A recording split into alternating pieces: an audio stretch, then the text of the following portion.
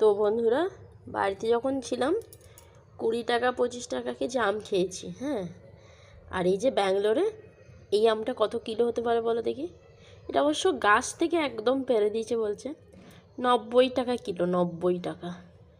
আম শুরু হচ্ছে 58-54 থেকে, এটা 90 টাকা কিলো। বর বলছে নাকি এটা একদম স্পেশাল, গাছ থেকে পাড়িয়ে এনেছে। তবে রূপ আছে বলতে হবে, দারুণ দেখতে, আর গন্ধও ঠিক সেরকম।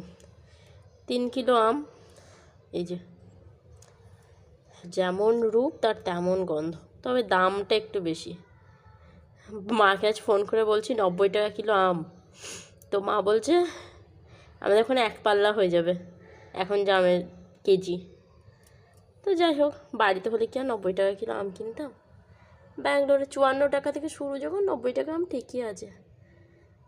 গন্ধতে একদম মমও করছে। এই যে